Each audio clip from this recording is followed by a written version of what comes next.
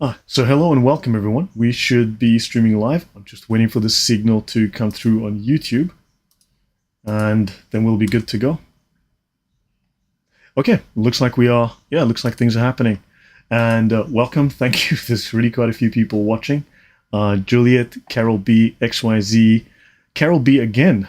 Here is in the comments, and then we have Thunderous One and 2012 Stephen. Thank you guys all for being here. Thunderous, welcome. Thank you for joining me again.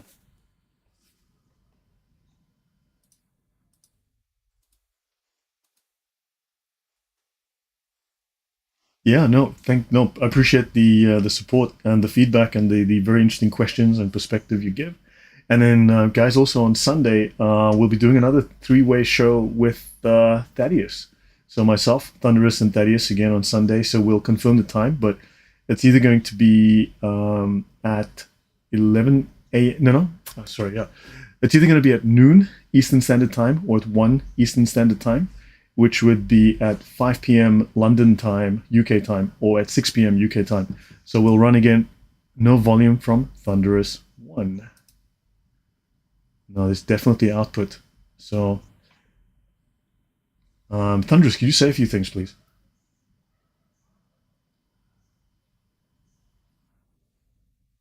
Yeah, you definitely have streaming audio. I'll turn up the volume. I'll jack it up, but you definitely have audio coming through. XYZ, are you hearing Thunderous? Give me a 1 if you can, 2 if you cannot. No volume. Okay, anyone else? Can you guys not hear Thunderous? Can everyone hear Thunderous, guys?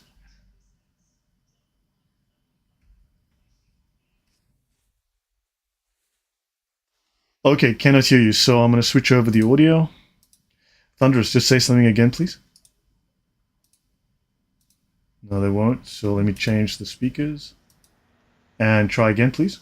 Hello, 1 2 1 2. Hello, 1 2 1 2. Can you hear me now? Can you hear me now? When I'm on a mic, when I'm on a mic. Anyone? Do you have Thunderous now? Can you hear me now? Yes. Now you're coming through for some reason. Okay, so this is because of a software change in OBS, the way it functions. Okay, so okay, well, if people can hear me now, I'd like to say hello to everybody. Thank you for joining the show, and I'd like to give a personal thank you to you, Lloyd, for inviting me on the show and participating in this evening's material. Oh, thank you. Yeah, so sorry about that, guys, but OBS, maybe I should switch to a different platform, but yeah, OBS has had some changes, and it seems that yeah, the inputs are not working the way it used to. Everything appears perfectly normal on this end. I'll say that. So why it's not coming through, I don't know. But let's dive in. So guys, today's topic is moonotheism, right? Islamic moonotheism. As you know, Islam is pure moonotheism. This theory has been going around for a long time. This series is an effort to actually discuss it in real depth. We're going through a lot of history and archaeology for those who don't know it. For those who want to follow up, I've done this series on Adam Seeker's channel, on Nuria Khan's channel, The Holy Humanist, as well as with Thaddeus, Reasoned Answers, Apologetics. You can find the entire series in their channels, and it goes into lots of detailed discussion. And I've not done it on my channel in full. So I'm going to give you a 5-minute overview, and we should run for about an hour. And again, on Sunday, we should have another show for another hour with Reasoned Answers. Okay, so as you can see on the slides here, what we have is, hello, Zachar, welcome. Dragon, thank you very much. Thank you for your kind support always. Josie Wales. And he never returned as a horse. Welcome, thank you. You know, it would be interesting to chat with you one day with your law enforcement background and experience. And also, some of my subscribers and some people who watch my channel have been very generous, and I want to say thank you very much. It's really appreciated, all the support that I've gotten, and I do appreciate it. And okay, guys, so what we have is moonotheism, and there's a reason that there is a cross. Sorry, there's a reason there's a cross on top of a church, because that is the symbol, of course, that is associated with Christianity. It has a historical significance, and it has a religious significance. There's a reason that there is a moon and a star on top of a mosque. It has a historical significance as well as a religious significance. And this is pagan. And this series goes into a lot of detailed history and archaeology, a number of resources to explain exactly why, and look at the ancient pagan origins of Islam, which goes back to the moon gods of Babylon. Okay, I'm going to jump forward here. So the important slide is this one. Okay, so just to bring you guys up to speed very quickly, and we've been talking about these sabayans, right? And we're going to look at a Muslim perspective on a group called the Sabayans. They were based in Yemen. Yemen is the country just below Arabia, just south of Arabia. Now, the Muslim writer Muhammad Shukri al-Alusi compared the Sabayan religious practices to Islam in his book, The Bulugh al-Arab fi Ahwal al-Arab. And he said in his book that Arabs during the pre-Islamic period used to practice things that were included in the Islamic Sharia. They, for example, did not marry both a mother and her daughter. They considered marrying two sisters simultaneously to be the most heinous crime. They censured anyone who married his stepmother. They made major Hajj and minor Umrah pilgrimage to the Kaaba. They performed the circumambulation around the Kaaba Tawaf. They ran 7 times between Mount Safa and Marwa, and they threw rocks and washed themselves after sexual intercourse. They gargled, they sniffed water up into their noses, they clipped their fingernails, they removed all pubic hair and performed ritual circumcision. Likewise, they cut off the right hand of a thief and stoned adulterers. Now, these are Sabaean pagans from the 1st millennium BC. They go back to roughly 800 BC. These were a tribe in Yemen that migrated north into Arabia to what we call Mecca today. They conquered that region, and their religion was based on the moon god of Babylon. And the name of their god, of all things, was Mecca. Your thoughts, Thunderous? Well, for starters, I wanted to ask, when did Muhammad Shukri al-Alusi find these, or make these findings, or write a book, or release this information? So let me see if I have the information here at hand. Yeah, so we'd have to look him up then, because I don't have a direct reference in the notes here. But this is mentioned. So this is a historical book. I mean, that really exists by this scholar. So he makes it in his book. So I think the point that I'm trying to make is that if this is information that somebody else who, well, his name suggests he's a Muslim, and if somebody he found this information, then it's very much on the lines of Yasakadi, where we don't release this information because it's quite damning. So I should imagine that this is very tight knit as to how far this information gets out. I would think so. Yeah, that would make perfect sense. Because would you agree that these practices are 100% in accordance with modern Islam? Well, they are absolutely. And the thing is, you see, if you could trace the roots to paganism and not Judaism or Christianity, then that's a damning indictment in itself. Exactly so, yeah. Now let's continue. So the Sabaeans have 5 prayers similar to the 5 prayers of the Muslims, he continues. And then there are other scholars that also work on this, right? So this is just a brief summary to catch you guys up, because it's been a while since I've done this. I've neglected my own channel. So others say they have 7 prayers. Now we've discussed, remember, the 8 pillars that they have and the spaces, the gaps between the pillars. 8 pillars gives you 7 gaps, 7 prayers, 7 ways to God, right? In a sense, 7 paths. And of course, some have 6 pillars, right? Which were 5 prayers, right? 5 of which are comparable to the prayers of the Muslims. And even in the Quran, correct me if I'm wrong, Thunderous, but there's an early morning prayer you can also do, as well as a late night prayer you can also do. So technically, there are potentially 7 prayers in Islam. Yes. Yeah. Right. So 5 of which are comparable to the prayers of the Muslims with regard to time, that is morning, noon, afternoon, evening, and night. Now, oddly, in the Quran, they don't explicitly mention 5 prayers. They don't. They aren't discussed. They name 3, they discuss a 4th, and there's no 5 prayers, right? But these guys, in their religion, have 5 prayers, right? And the 6th is at midnight, which corresponds to what's in Islam, I believe. And the 7th is at forenoon. It's their practice to pray of the dead without kneeling down or bending the knee, which I believe is what Muslims do. You stand up straight. I've been to Muslim funerals. Daniel Rodriguez, welcome. Sola Scriptura, Skippy, Arnold, welcome all. Reflectiere, es ist Licht in dir. Es ist Licht in dir. Okay, welcome. They also fast for 1 lunar month of 30 days. They start their fast at the last watch of night and continue till the setting of the sun. Some of their sects fast during the month of Ramadan. They face the Kaaba when they pray. They venerate Mecca. Remember, the chief god of the Kaaba then was Hubal. Let me just go to my notes. And then I'll open it up to you again for a minute, Thunderous. The chief god of the Kaaba was Hubal. Now, Hubal, obviously, so just so briefly, you have Baal. Baal is mentioned often in the Bible, and it's mentioned in other historical sources. Baal technically can have 2 meanings. Baal means so it loosely, look, don't quote me on this, right? Basically means a god. okay, the Baal of this place, the god of this place, right, the pagan god, then Baal can also be a name of a god, a specific name, a pronoun, okay? This is the name of the god. The god's name is Baal. But you can also have many Baals. There's a Baal of this town and a Baal of that town, right? But Hubal, Hu is a prefix based on that region, okay? Historically, Hubal is a prefix in that region. You can see it as Hubal. Hu meaning he who is. So he who is Baal, okay? Hubal, he who is, okay? He who is, and then Baal. So the god who is Baal was the god of the Kaaba. So Hubal was the god, Baal was the god of the Kaaba. Your thoughts, Thunderous, before I continue? Well, everything that you're talking about on Baal, I totally agree with you. We actually find that everything you're saying there reconciles itself perfectly with the Bible, particularly when you're looking at the narratives with the nation of Israel. But the question I wanted to ask is related to Mecca.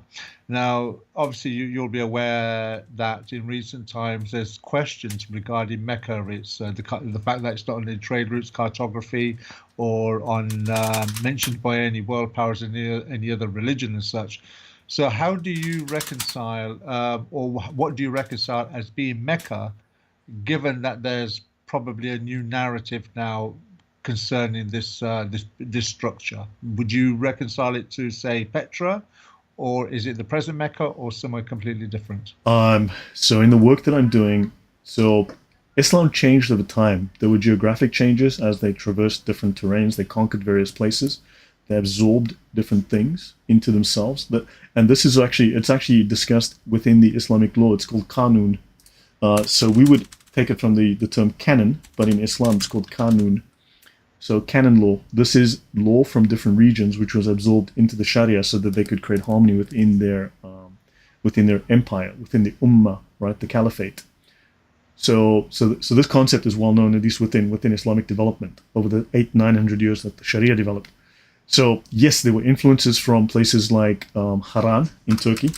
Okay, there were influences definitely from Petra and surrounds. However, the major influence, one which I demonstrate in depth in this series, if you go back to the earlier shows or go to the other channels where I've done it in depth, you will find that the strongest influences in Islam, which have been completely ignored by other researchers, is Yemen.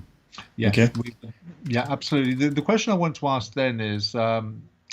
Now, when in the early part of the Quran, it talks about the Qibla being changed because the Jews were, the Muslims at the time, or the people of the community at the time that were responding to Muhammad were actually facing Jerusalem when they were praying. Then Muhammad turns around and says, "I'm going to give you a new Qibla."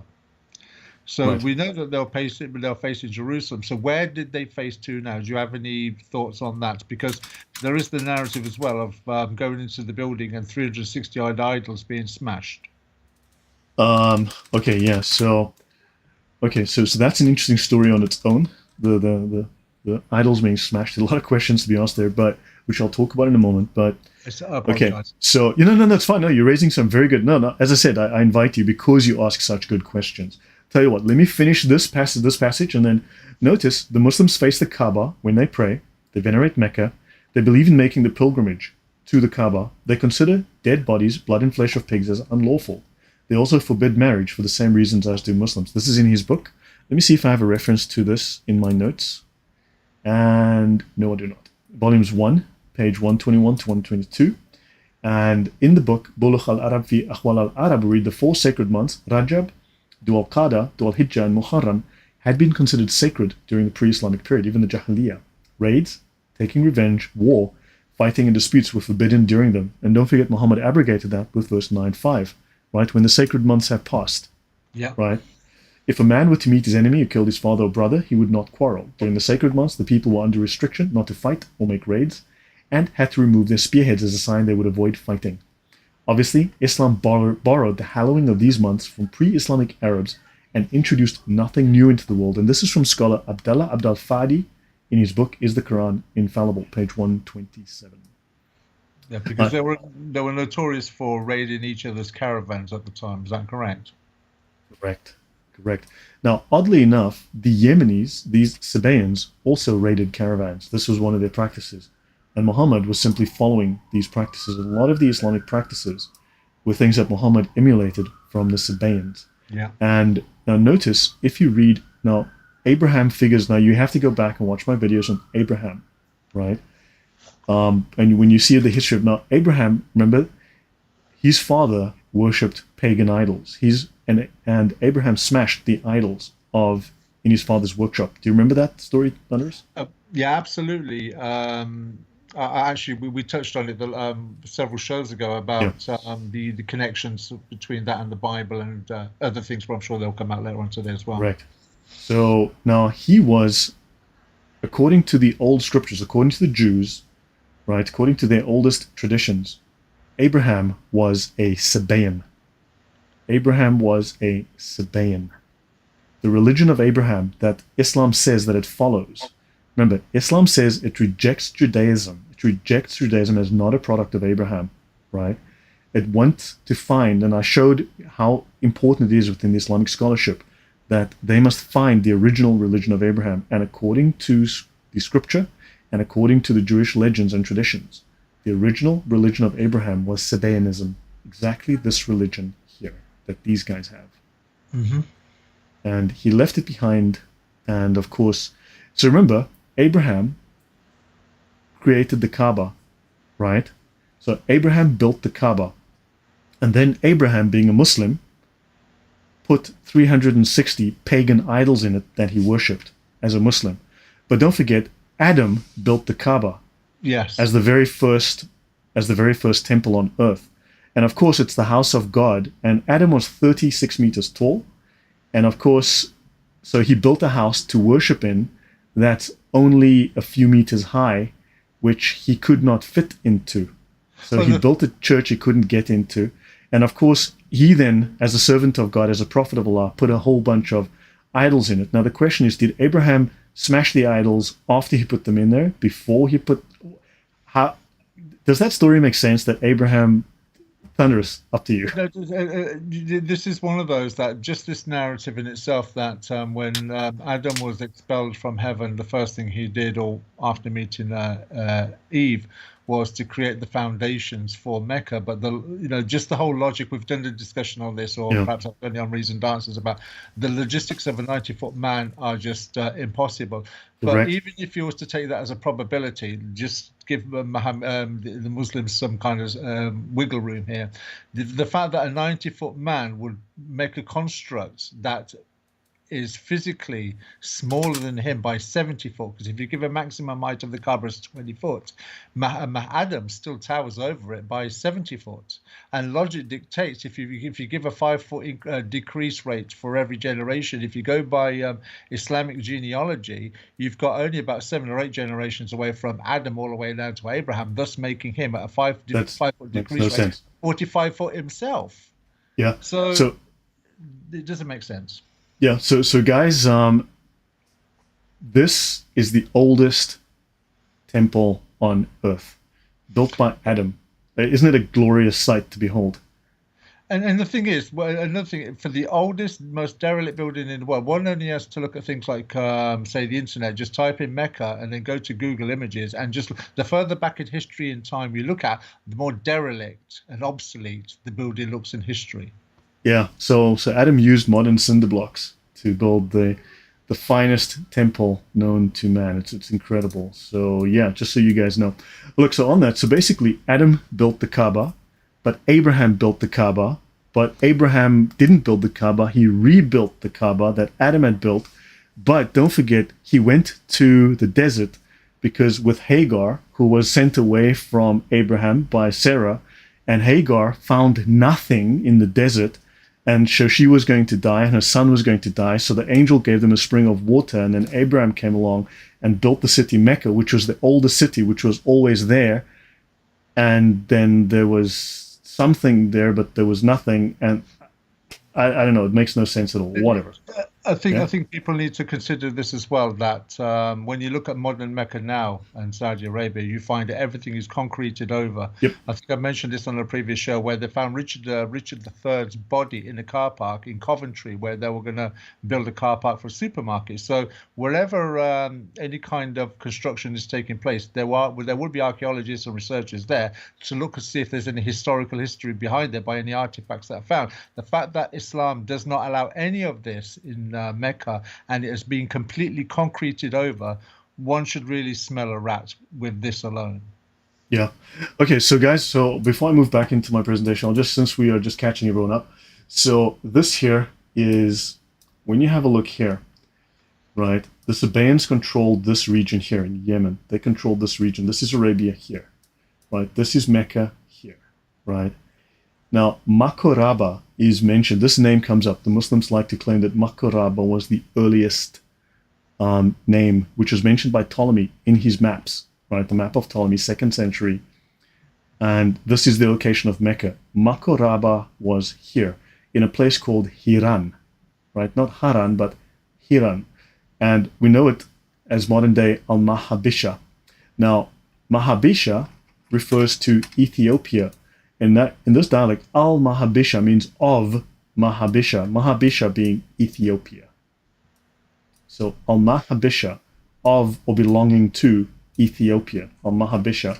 And there's a temple, there's a very, very ancient temple that was destroyed. And there's discussions in the Islamic sources of the Mecca of Yemen, the Kaaba of Yemen being destroyed. Muhammad sends 150 people to destroy it.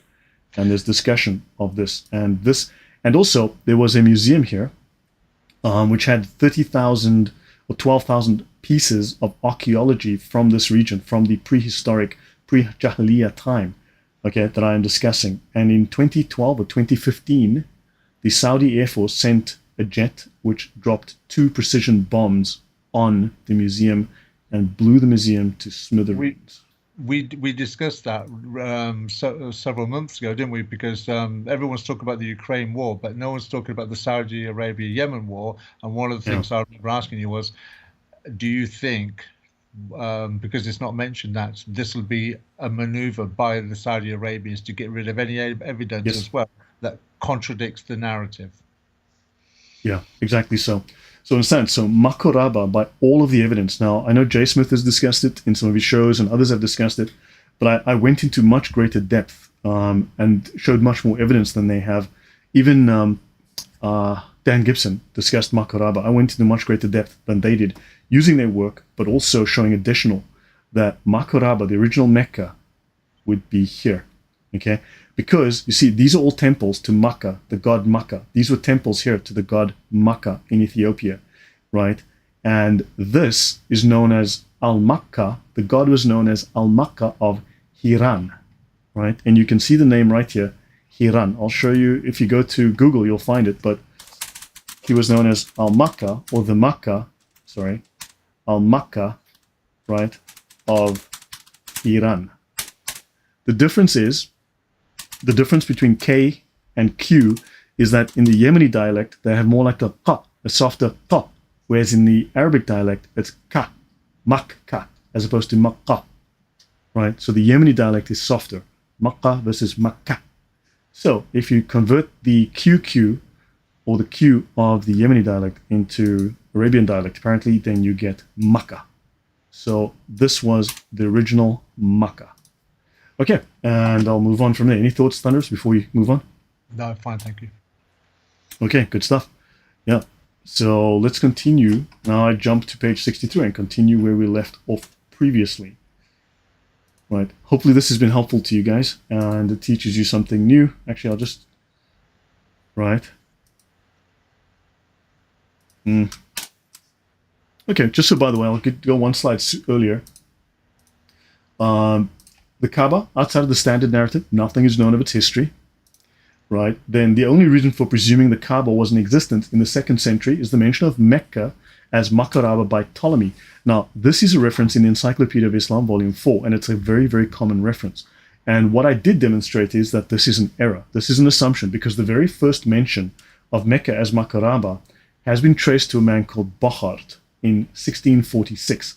He was the first one to make this assumption. He thought that the term makoraba referred to Mecca. Ptolemy never said that. So everyone tries to claim Ptolemy said it. No, this guy in the mid-1600s, in the 17th century, middle of the 17th century, he stated so. And there's no evidence for that. So and again, yes, Abraha went after the Yemeni Kaaba. Yes, sorry? So that would be like a phonic misunderstanding then, based on the phonics and the pronunciation. Yeah. Yes. And also makoraba, Ptolemy, where Ptolemy does refer to makoraba, He calls the city Makoraba with the significance of a mikrab or temple. Okay, now this is the mikrab as we have in the mosque today in modern terms, and it's got these columns, the pillars, right? And the Sabaeans had pillars, right?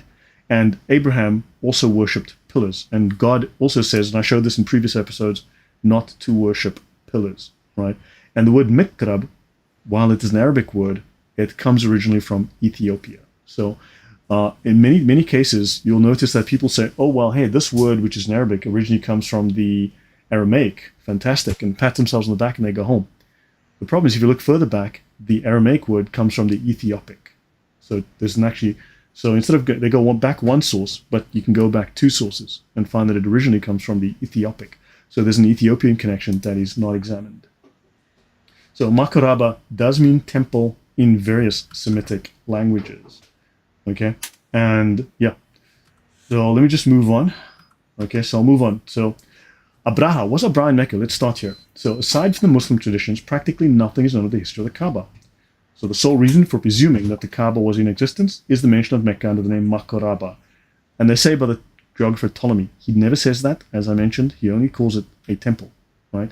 It was Bokhar that mentioned that this was Mecca. So that was his mistake. Now, the accounts of the campaign of Abraha, which have been elaborated with legendary features, suggest the existence and worship of the Kaaba in the 6th century, but they tell us nothing of its appearance or equipment. The world's oldest city, the world's oldest temple, with no information about it whatsoever. Now, Abraha, it's also spelled Abreha. He lived in the 6th century, the 500s. He was an Ethiopian Christian viceroy of Saba, right, which is Yemen in southern Arabia. He was a zealous Christian. He was sent by the Ethiopian king, by the Ethiopian emperor, to quell a revolt that was happening in Arabia at the time. And he built a great church at Sanna, okay, which is called Ecclesia, right, to compete with the Kaaba at Mecca. Now again, if you look here, he was here at Sanna. His church was at Sanna. There were two major temples here, three major temples to the god Makkah right here. And this was another major temple, Al-Makkah of Hiran. And there's archaeology today that supports that still. So there's actual solid archaeological evidence. Right. Now, he repaired the principal irrigation dam at the Sabaean capital of Marib. And he's famous for the military expedition that he led northward against the city of Mecca in the same year as Muhammad's birth, about 570. Although it was supported by elephants, the expedition failed, and Muslims believe that Mecca escaped capture through a miracle. Abraha's rule ended in 575 when the Persian Sasanians invaded and brought the Sabaean kingdom to an end. Outside of later Islamic tradition, there's no mention of Abraha's expedition, including from Abraha's own inscriptions. It's interesting that this great king never mentions this thing himself. There's no record of it in his own writings. Now, African war elephants, so I'm using this book here, War Elephants by John M. Kessler. It's a real book, okay? You can download it from my archive, links in the description, right? African war elephants had not been used in the region for over 600 years. It is difficult to explain how Abraha would have gotten a hold on African war elephants in Arabia. Furthermore, Quran 105 appears to be appealing to traditions from Maccabees, the book Maccabees, which is obviously deuterocanonical, right? The Apocrypha, and not referencing any expedition on Abraha's part. Thunderous, your thoughts? No, sorry, I was actually slightly distracted by a comment that Josie Wales has put in the side, where Josie Wales says, when the Jews know where King David's city is, and the Christians know where St. Peter's house is at the Sea of Galilee. This is centuries before Islam, but they are pouring concrete over their own archaeology. And I was just thinking to myself, well, when you look at it from a historical point of view, if you look at the comparisons between Judaism and Christianity and, say, Mecca, the land that the nation of Israel settled in, well, they had Canaanites there, they had Philistines there, they had Moabites there, they had the nation of Israel there, the Romans went and conquered it, the Greeks went and conquered it, the Babylonians conquered it, the Assyrians conquered it. So you've had many people trampling on the ground. No, and yet, even still to today, we are finding things that verify and calibrate exactly what the Bible says, the Judeo-Christian scriptures, about what took place during that period of time. Yet Islam and all these things that you're mentioning now, Lloyd, there is nothing. It's just a vacuum, a void of information. So the only thing that's left for the Muslims to do is to concrete it over, because it'd be so simple to concrete it over or blow things up in other parts of the nearby in other countries that challenge the narrative, and and turn around and say, well, it must be under there somewhere, but we didn't find it when we concrete it over, than to leave it void and they find nothing at all, which would be more damning. Yeah, it makes sense. And there are also the Arabs, the Saudis, are known to destroy archaeology, to destroy anything that might be damning to their history. Well, their they did that. And was it in Afghanistan once, where there were two statues, quite tall statues, probably about 25, 30 meters themselves, and they blew them up with devices. That's well known.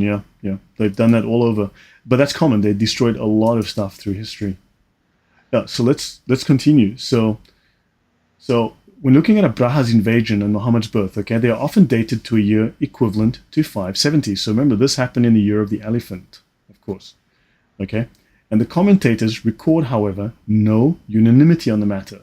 No Islamic commentators have any sort of unanimity, and there's no historical record of this that one can rely on, right? So have a look. Qurtubi. Now, man, Qurtubi has not been fully translated, and I know there's a reason, because this guy is just so blunt, right? I've got one copy of his book, and there's a whole bunch of them. I've got one of his books was translated to English. The rest you can't get, at least I can't get.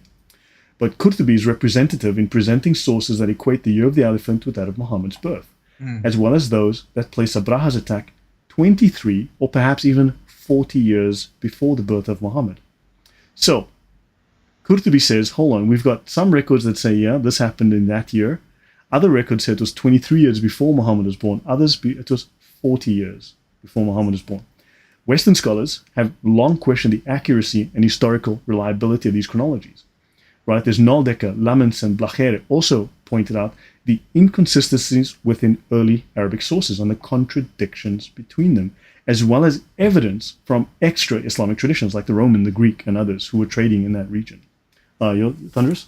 Well, the first thing I was thinking to myself, that when you look at the biblical narrative, there was a reason why everything was recorded from a historical point of view, because they were in expectation of the Messiah. The Mosaic law was leading to something, and God was showing his relationship with the people from what happened at the beginning to where things are going to get to at some point in the future. So there is a calibration that takes place between biblical history and secular history, but no one would have had the presence of mind pre-Muhammad to record anything. So when things are mentioned, all they've got is a speculation and a conjecture to go with, hence why there's no consistency. Right.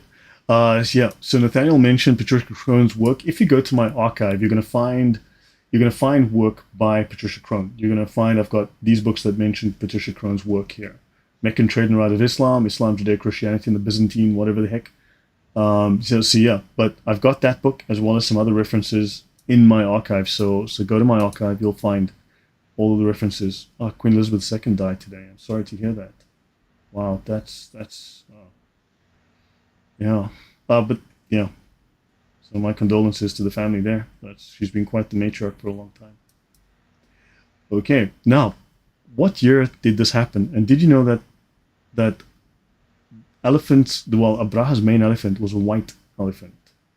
Okay, so let's have a look at some of this. So according to some of the histories, when the people of Mecca had fled the city, seeing the approach of Abraha's army, the lead elephant that was named Mahmoud.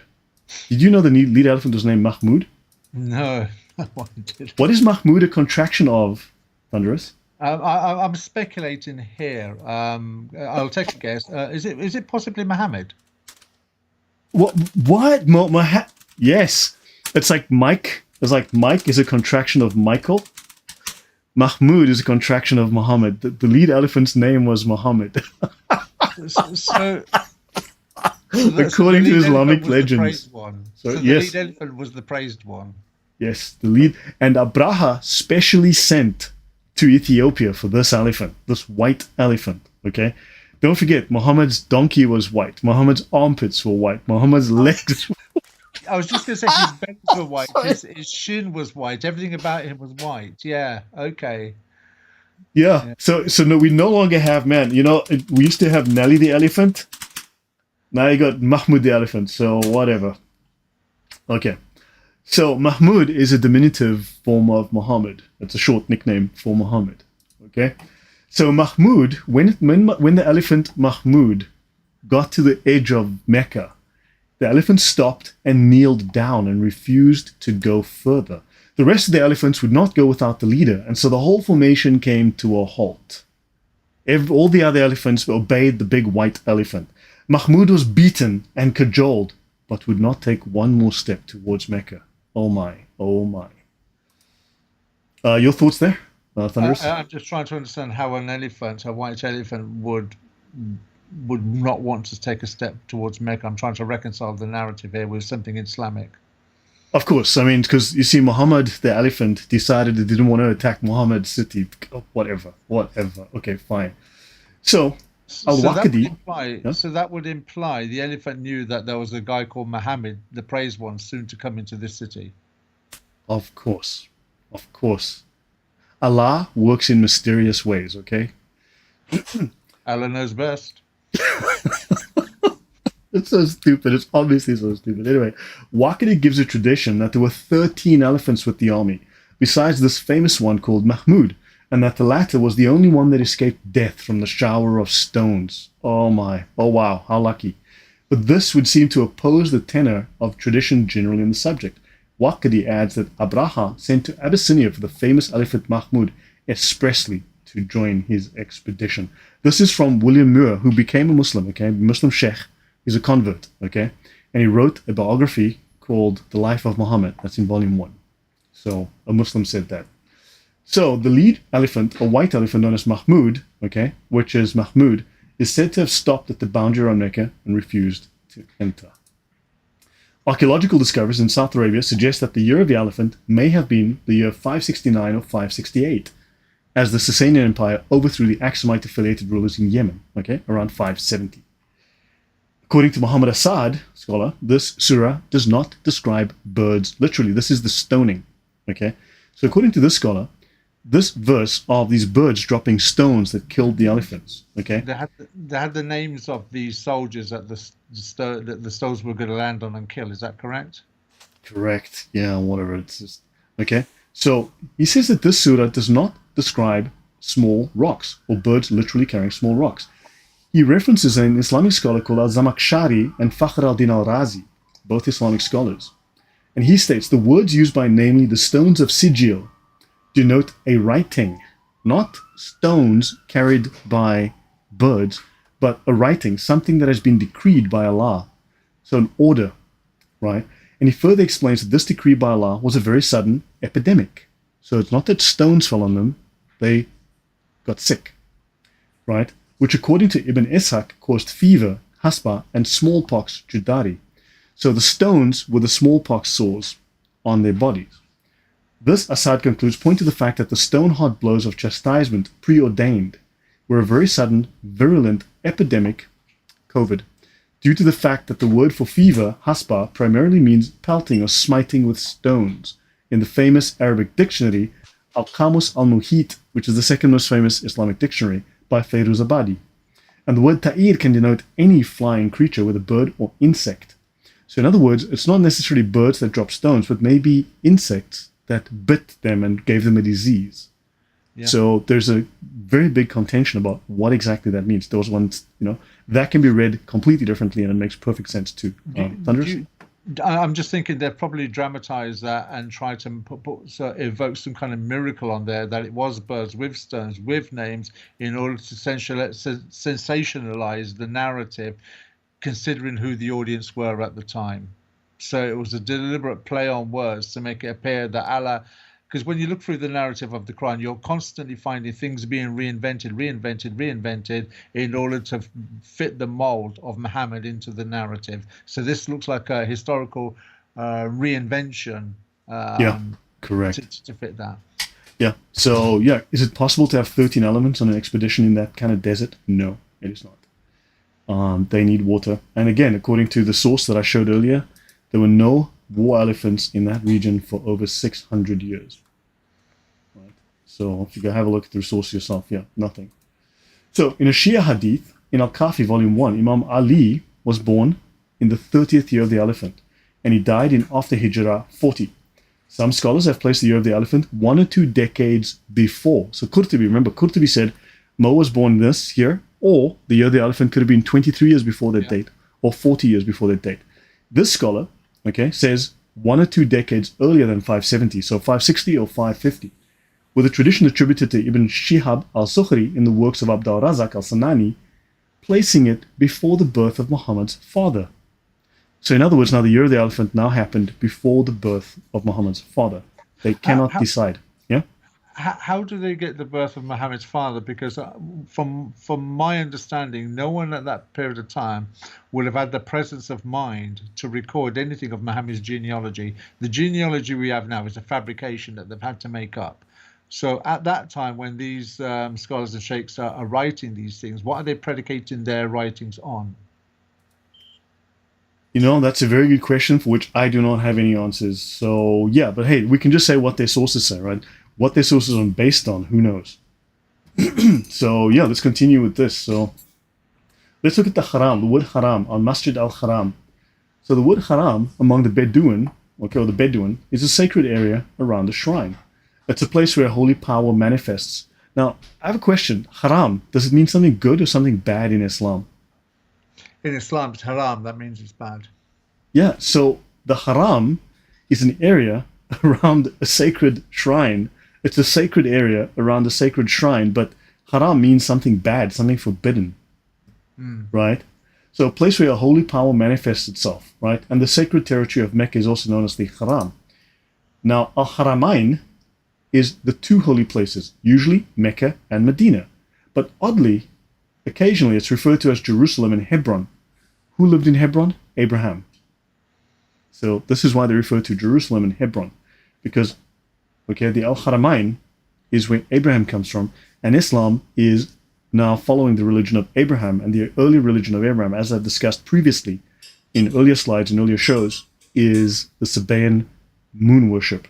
And the Sabayan moon worship is based on Babylonian moon worship of the moon god Sin, known in Yemen as Makkah. So the moon god Sin, which is the Babylonian god, was known as Makkah.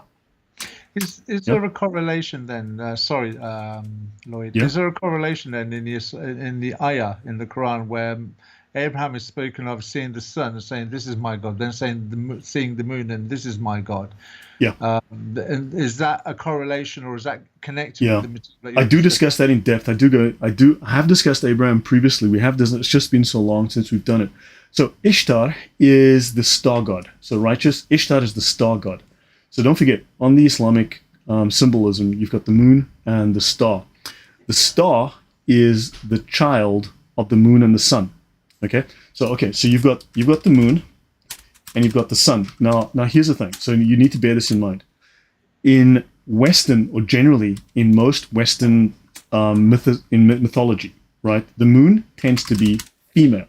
Okay, and the sun is male. This is the general concept. And then the children, the star, are the children.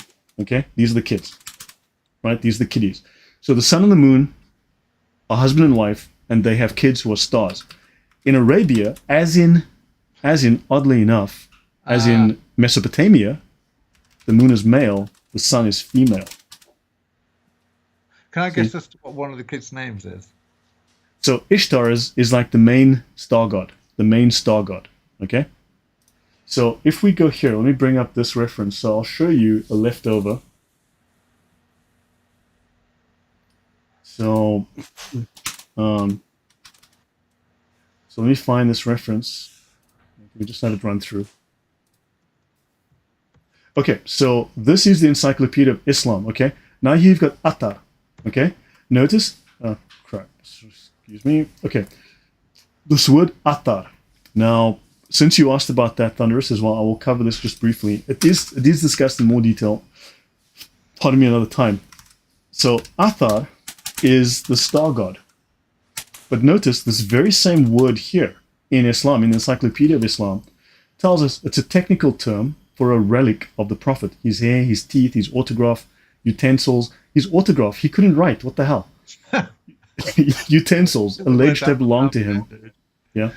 And impressions of his footprint, but in the science of the tradition. Okay, but notice here, in Islamic astrology And Islam is pure monotheism, none of that stuff, except it does have all of that stuff. In Islamic astrology, Athar is used as a technical term in the theory of causality with reference to the influence of the stars. And in Islam, stars are considered as higher beings possessing a soul because they are the children of the sun and the moon. Does that make sense? What I'm trying to reconcile that, and if they do because the sun prostrates itself to Allah when it's done a full circle. So there is a truth in that. What I'm trying to reconcile is then how comes Allah uses these stars as missiles to throw at jinn then? Dude, don't confuse me with the facts, okay? It hurts my brain. You know, seriously, you're confusing me with the facts now. That's really painful to process. Actually, hold on. Let me actually have a quick look. So since it has come up, let me have a look at this. Let me see if let me find here. So it's here somewhere.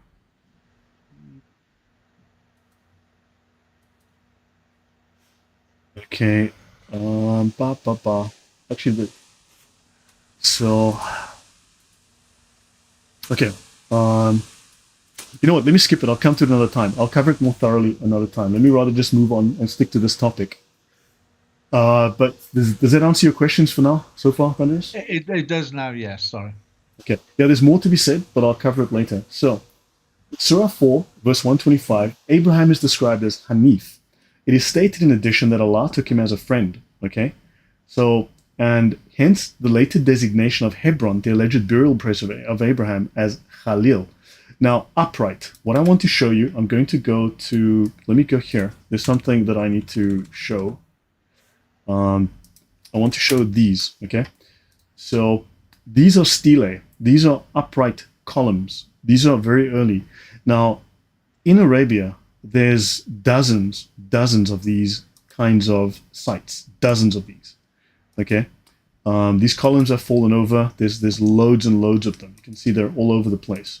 And also, Arabia has hundreds of massive archaeological sites. Ancient, Neolithic. We're talking like up to 9,000-year-old Neolithic sites between Arabia and Jordan. Okay, now these columns are very common in pagan cultures. Okay, but there's something else I need to find here as well. I need to find another set. Okay, now there's this slide I want to show you guys. This is a 9,000-year-old Neolithic shrine in Jordan. Okay, it's called the Silam. Okay, a Silam. Now, so these are the graven idols. So within the Bible, the Ten Commandments tell us, do not bow to graven idols. This is an upright column. This is a Hanif. Abraham was Hanifan. Allah is Hanifan. Allah is upright. These are upright columns. This is a graven idol. This is a graven idol. This is what God said not to worship. And this is what Muslims said Abraham worshipped as a sabayan. Your thoughts on that, Thunderous? I'm just looking at this for the first time. Sorry.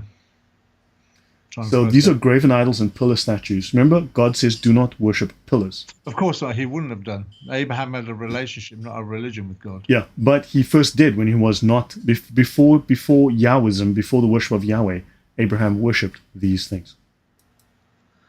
Okay. Right.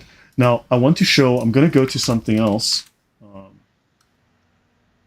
Let me do this, just so that I can clarify, since we're asking so many questions, and then I need to find one more. Okay. Now, Muslims are always happy to tell you, I'm just going to do this. Muslims are happy to tell you that Islam means peace. I believe that that is a common statement, right? They'll say, now the root, all these Arabic words have a root. Salam. They always say Islam means peace. That's the first thing they'll tell you. Islam equals peace. All right? So now, let's go have a look. So the word Allah, within Strong's dictionary, okay, Allah means curse. Right? This is from the biblical dictionary Strong's. Okay? Now let's continue.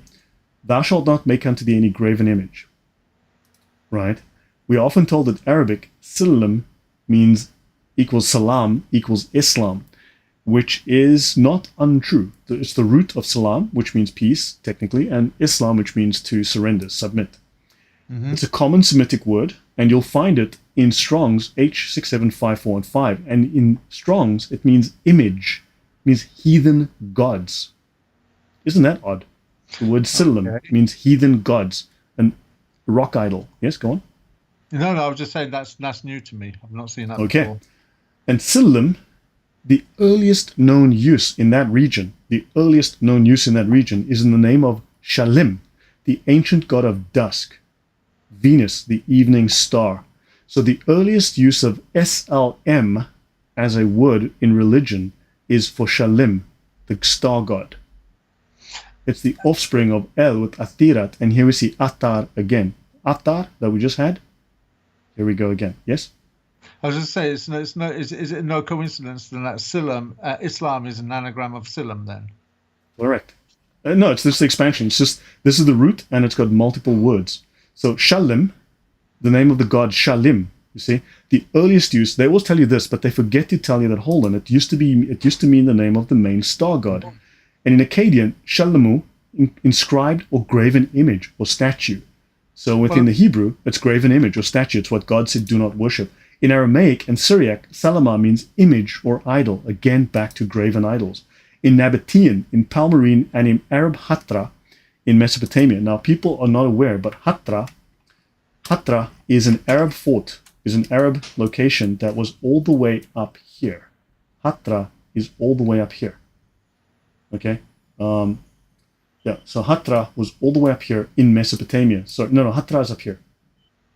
Okay? So all the way up here somewhere. All the way up here in Mesopotamia, the Arabs had a fort, which was like Mecca, where they had all sorts of religions, and they were trading all the way into Turkey. And all these ideas flowed through Mesopotamia, into Turkey, to Haran of all places, and down into Arabia. Yes, Thunderous?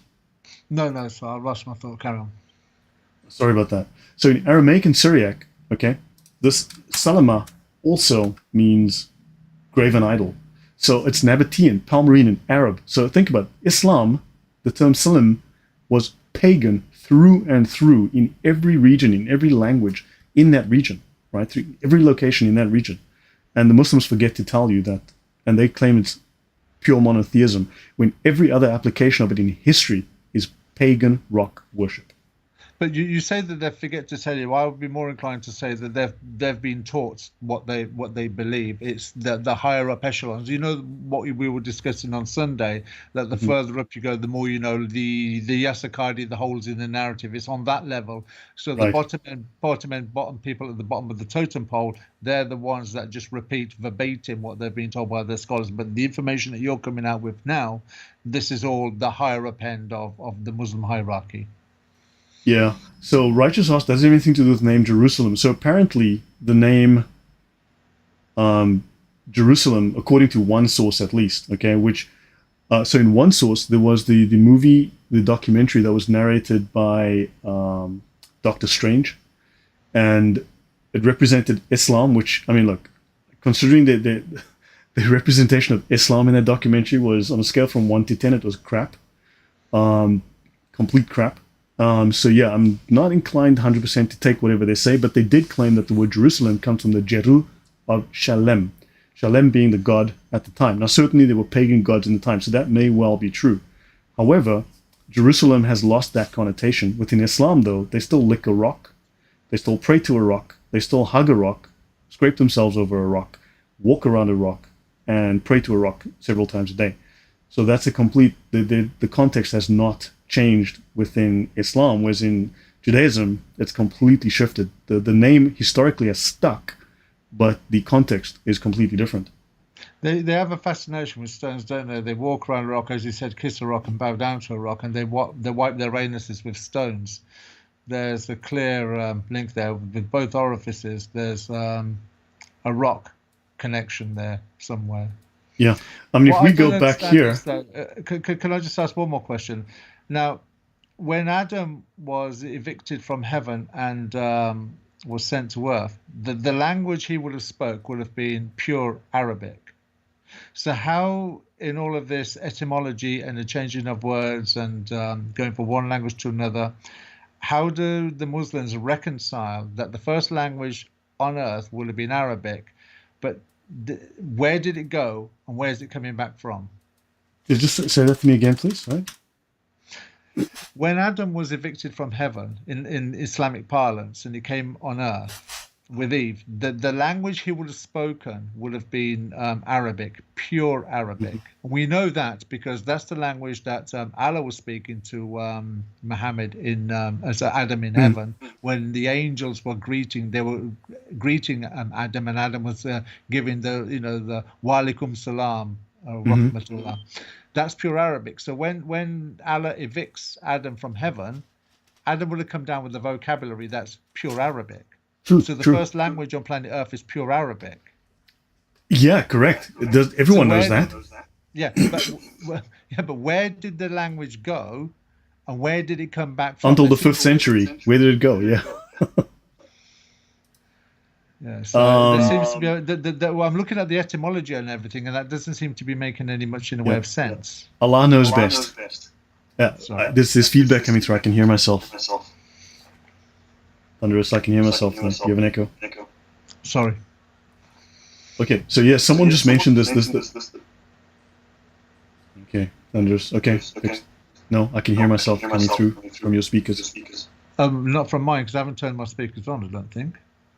No, there's heavy feedback coming through. Okay, I'll speak softer. I'm going to turn down the gain on my mic. Is the echo still coming through? I'm talking much softer, but it's not. Okay, so someone mentioned Baphomet. Okay, so this is Baphomet. Okay, this is a fairly recent. So the Baphomet prior to this common image we have today was generally known as a head. Okay, however, this is a 17th century. So this is so hold on. Modern scholars agree that the name Baphomet was an old French corruption of the name Muhammad, with the interpretation being that some Templars, through their long occupation of the Outremer, right, this is the Middle East, had begun incorporating Islamic ideas, specifically Sufi ideas, into their belief system, and that this was seen and documented by the Inquisitors as heresy. So there is plenty of evidence to accuse the Templars of effectively converting to Islam. There is plenty. In the Chanson de Simampur, written before 1235, a Saracen, an Islamic idol, is called a Baphomet. A chronicle of the First Crusade, okay, so one of the chroniclers, Raymond of Aguirre, he called mosques Bafumarias. Okay, and then this guy mentions that in the trial of the Templars, one of the main charges was their supposed worship of a heathen idol head known as the Baphomet. Baphomet being Muhammad. Baphomet, okay, this is the Oxford English Dictionary, you guys may have heard of it. A form of the name Muhammad used by medieval writers. Alleged name of the idol which the Templars were accused of worshipping. The Templars worshipped Muhammad. Okay, it was Kabbalistically formed by writing backwards Tem of blah blah blah blah blah blah, which whatever. Okay, father of the temple of peace of all men, the religion of peace, right? And it's a secret word ascribed to the Templars. So there's plenty. Most of the time people want to present the Templars as the heroes, as the good guys, and certainly half the historians do. You know me, I tend to look at the other half that people ignore, and yeah, there's a lot of bad news about the Templars that you would not like. So, okay, so understand there's plenty going on, but Baphomet was originally, and in fact, there's more evidence. I can go through it. I have shows on it on my channel. So Baphomet, in fact, the early Saracen war cry, okay, their war cry was to Baphomet, okay? They were doing it for Baphomet, which is Muhammad. So yeah, we'll leave it at that. Now notice, even in the Hebrew Chaldee lexicon, okay, this term salim was used of anything vain. So in the Bible, salim has a negative connotation as well. It's an image, a likeness, an idol. Okay, even in the Arabic, it says it's an image, and in this case, they simply mean a rock image, a rock god, a graven idol. So in Akkadian, you have inscribed image, large or small statue. The Hebrew, Selim means image or likeness, right? But in the Syriac, Salma means image or idol. It's in Old and Official, Aramaic, Nabatean, Palmyrene, Hatran, image of a god. Okay? Selim, statue, image, and Dimit. This goes back to Ethiopia, likeness. Dimit was actually a region which worshipped pagan gods. Remember I mentioned Yemen and Ethiopia have very strong historical links, very strong. Yeah. So Dimit is actually a region in North Africa, just above Ethiopia.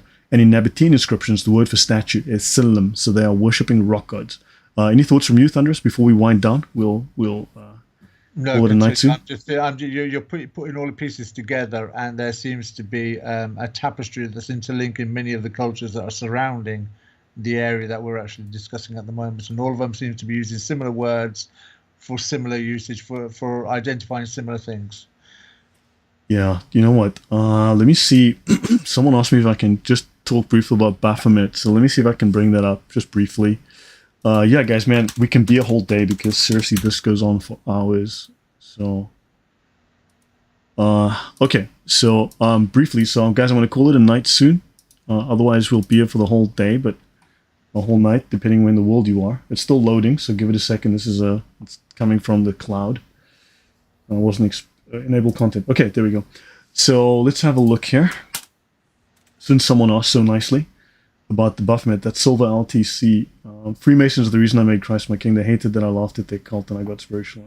Okay, nice.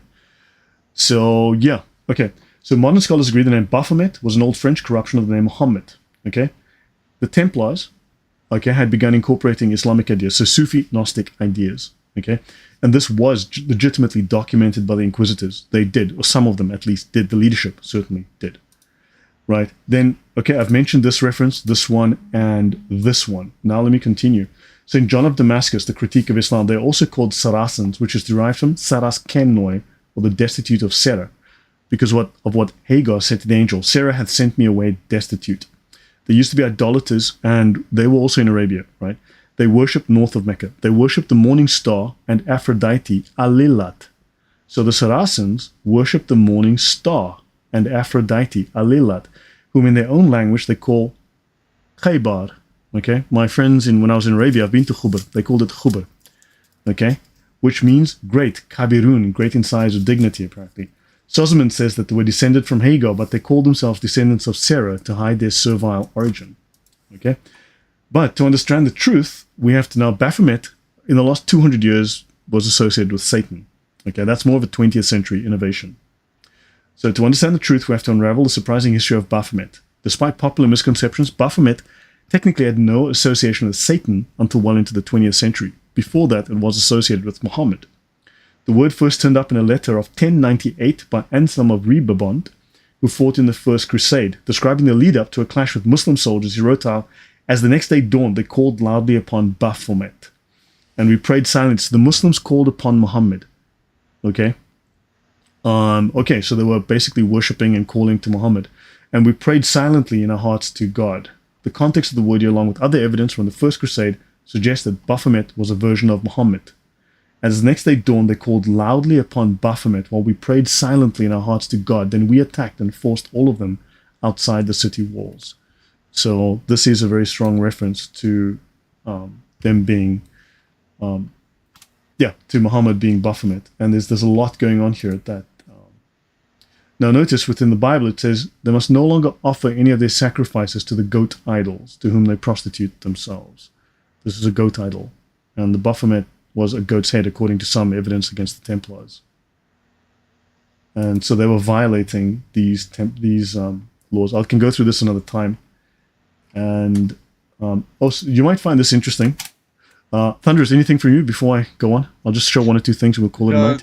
This is all new to me. The only question I have to ask is when the Templars were grafting in some features of the Baphomet worship, what features would those have been? Is there any inclination or any information on that? They talk about a head, but the head could refer to knowledge, like the gnosis. It could be... So look, it's very unclear. I must admit, it's very unclear, but I haven't read through it in depth, but everyone tries to present the Templars as heroes. But the thing is, the Templars became the modern Rothschilds, the bankers of the day, right? I mean, all those things people like to hate, the World Economic Forum, that's who they were back then. They were supplying money and they were using that influence and they were corrupting Europe and they needed to be stopped. For about a century prior, a lot of the history says that they were hated, okay?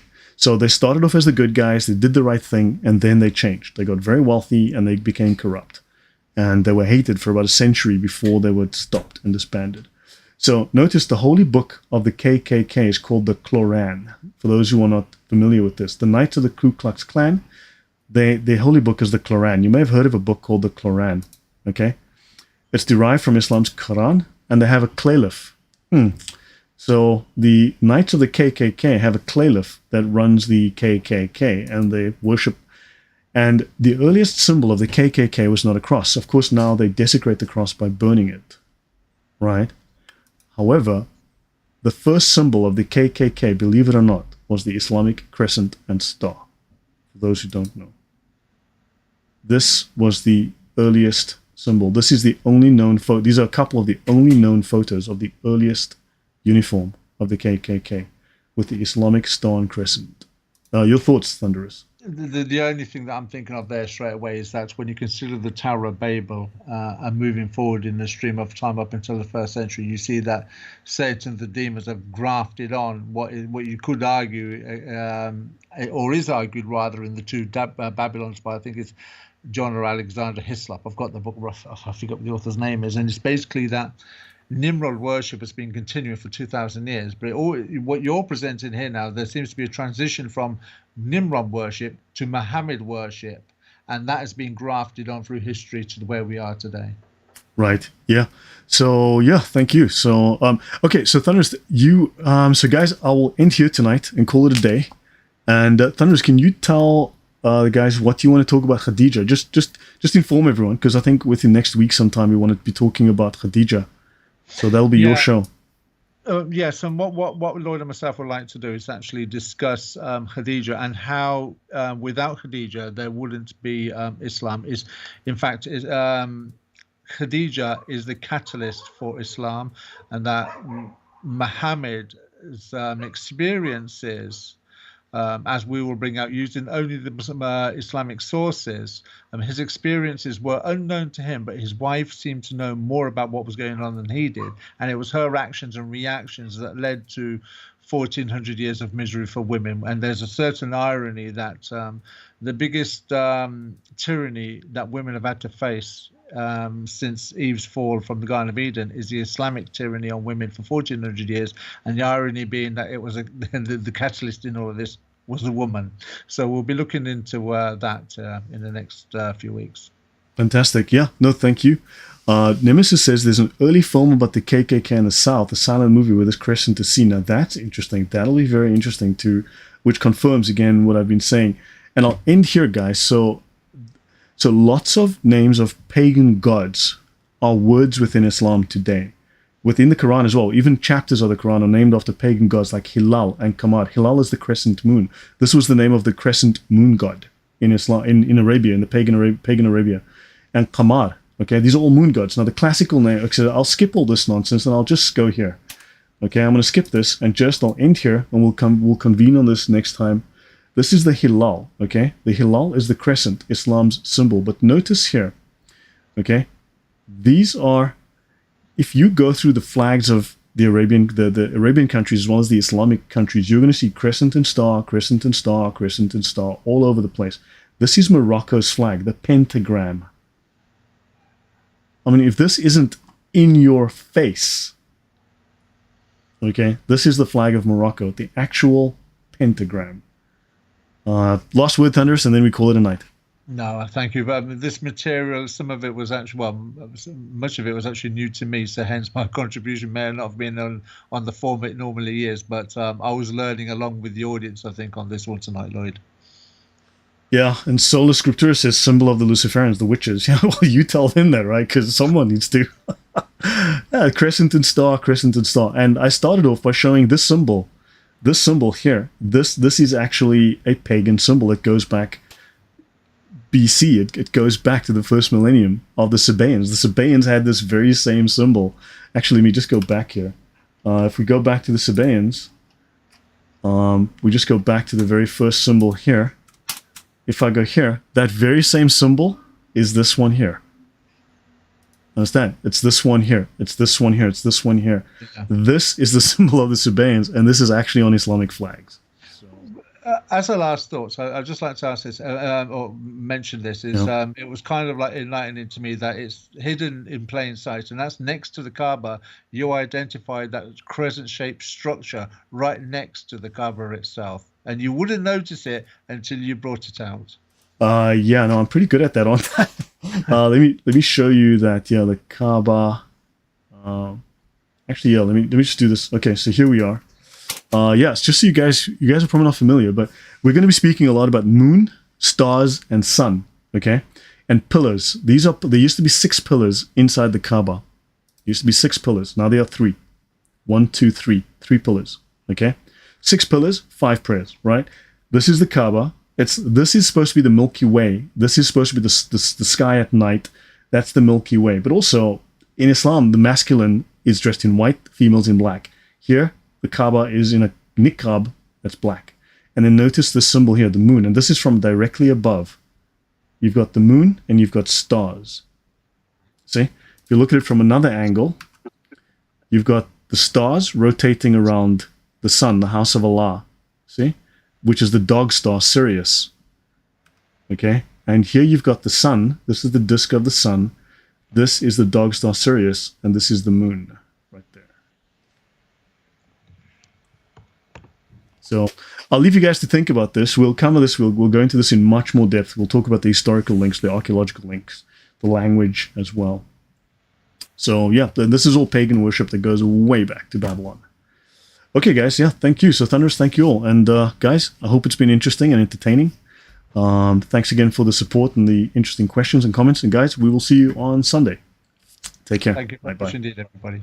Bye-bye.